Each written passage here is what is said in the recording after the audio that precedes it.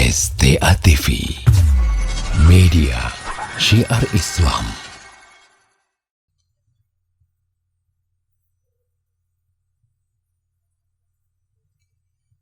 Bismillah, assalamualaikum warahmatullahi wabarakatuh. Waalaikumsalam warahmatullahi wabarakatuh. Afwan Ustadz, agak melenceng dari pembahasan. Bolehkah kita mengikuti ajaran sahabat sedangkan Rasulullah SAW tidak pernah mengerjakannya? Mohon penjelasannya. Ini pertanyaan mungkin perlu diluruskan. Mungkinkah para sahabat mengerjakan suatu ajaran yang bukan dari Nabi SAW? Sementara Allah telah merekomendasikan mereka sebagai referensi umat Islam dalam memahami agama Islam dari 7 lapis langit.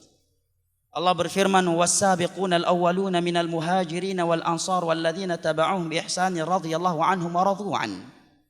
Dan orang-orang yang terdahulu dari kalangan muhajirin dan kaum ansar serta orang-orang yang mengikuti mereka dengan baik setelah mereka, Allah telah ridha kepada mereka. Dan mereka telah ridha kepada Allah. Ayat yang kedua. Dalam surat Al-Baqarah Allah menyatakan, "Fa in amanu bimithli ma amantum bihi faqad ihtadaw wa in tawallaw fa innama hum fi shiqaq. Fasayakfikahumullah wa huwas samiul alim." Andai kata manusia itu beriman, berakidah seperti kalian.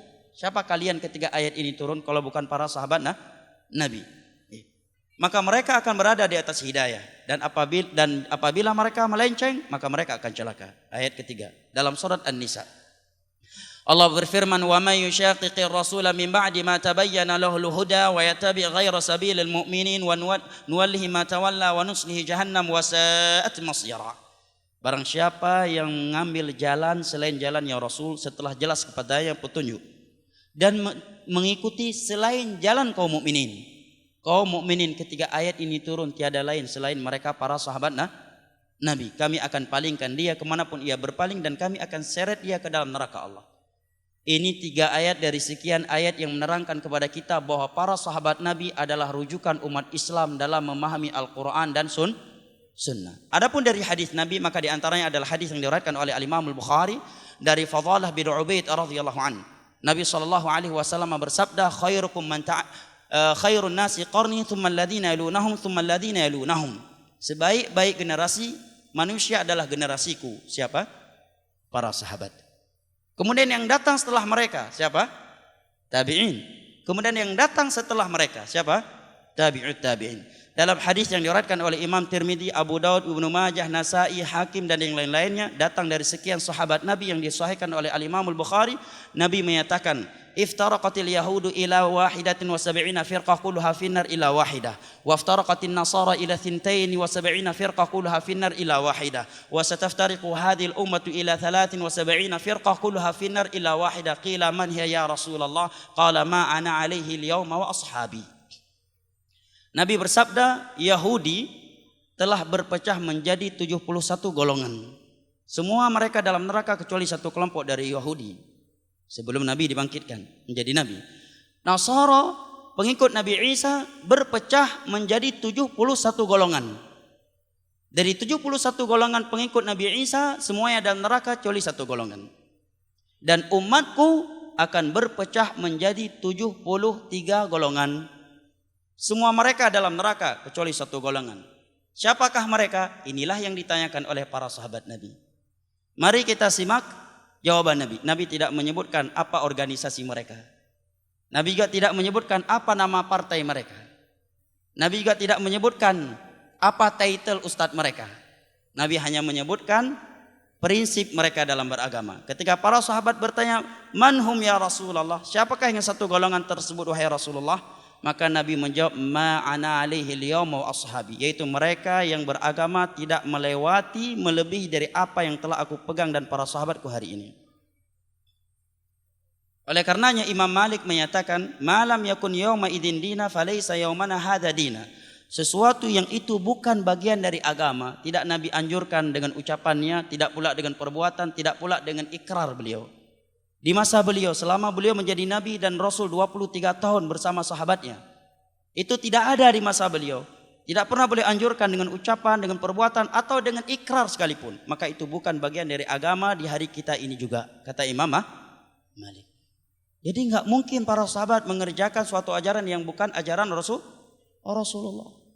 Gak ada yang bisa dicontohkan. Apa contohnya? Ada yang menyatakan bahwa ada seorang sahabat Nabi, seorang danru, ya, komandan perang, setiap sholat selesai baca surat sebelum rukuk selalu dia akhiri dengan surat Qul huwallahu ahad. Prajurit yang dia pimpin merasa aneh. Kok dia setiap mau rukuk dia tutupi dulu dengan surat Qul huwallahu ahad, tidak seperti biasa imam-imam yang lain. Mereka merasa aneh. Pulang mereka cerita kepada Rasulullah. Maka Nabi bertanya kepada mereka, saluhu li ayyi syai'in yasna'u dzalik. Coba kalian tanyakan ke komandan perang kalian ini. Kenapa dia melakukan itu? Di sini ada isyarat kata para ulama dari sikap sahabat tadi bahwa agama dengan dalil. Buktinya apa? Ketika mereka merasa aneh dari praktek ibadah tadi, mereka langsung lapor ke Nabi. Menunjukkan kebiasaan para sahabat tidaklah melakukan kecuali mereka telah mendapatkan petunjuk dari Nabi. Nabi katakan, coba kamu tanyakan kepada dia, kenapa dia melakukannya? Setelah ditanyakan, karena dia suka pada surat Al-Ikhlas, karena surat Al-Ikhlas isinya adalah intisari tauhid, pujian kepada Allah. Maka Nabi katakan kepadanya, Allah mencintainya sebagaimana ia mencintai surat Al-Ikhlas. Ada yang berkata, di sini ada sahabat melakukan suatu ibadah sebelum dia mendapatkan dalil. Para ulama menjawab dengan beberapa jawaban. Yang pertama, tiada yang salah dari perbuatan sahabat ini. Kenapa? Karena dia mengamalkan keumuman firman Allah, faqra'u ma tayassara minal Qur'an. Kalau kalian sudah baca Al-Fatihah, silahkan baca Al-Quran apa saja semampu kalian. Sekalipun ada surat-surat khusus di sebagian waktu yang khusus seperti sholat subuh.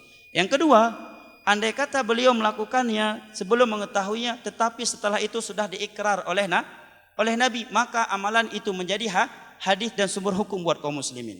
Oleh karenanya ulama hadis ketika membahas definisi hadis, Imam Ibnu Hajar Al-Asqalani menyatakan dalam kitabnya Nuzhatun Nazar dan dengan Nuzhatun Nazar dengan matanya Nukhbatul Fikr, kata beliau, hadis itu adalah ma'udhifa ila Nabi sallallahu alaihi wasallam min qaulin aw fi'lin aw taqririn aw sifatin khuluqiyatin aw khalqiyyah. Hadis itu adalah ucapan Nabi, adalah perbuatan Nabi atau ikrar Nabi kepada perbuatan sahabatnya. Itu juga dinamakan hadis. Nah, sekarang kalau kita ingin melakukan suatu ibadah yang tiada tuntunan dari Nabi, siapa yang mengikrarkannya? Nabi mengikrarkannya? Enggak, Nabi sudah meninggal. Selain Nabi, ikrarnya tidak bisa dijadikan sebagai sumber hukum, apalagi manusia di zaman sekarang. Makanya kata Abdullah bin Mas'ud, ittabi'u wa la tabtadi'u faqad kufitum. Kalau kalian mau masuk surga, beribadah saja dengan apa yang telah dicontohkan oleh Nabi dan para sahabatnya. Wa la tabtadi'u. Kata Abdullah bin Mas'ud, ini saya terjemahkan ucapan beliau, wala tabtadi'u, jangan buat bid'ah. Ini bahasa Abdullah bin Mas'ud, saya hanya menerjemahkannya. Faqad kufitum, karena apa yang ditinggalkan oleh Nabi dan para sahabatnya sudah cukup sebagai modal kalian masuk surga.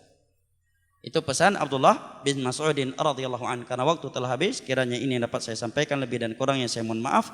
Wabillahi taufiq wal hidayah wa sallallahu ala nabiyina Muhammad wa ala alihi wa sahbihi wasallam wa akhiru da'wana anil hamdulillahi rabbil alamin. Wassalamu alaikum warahmatullahi wabarakatuh.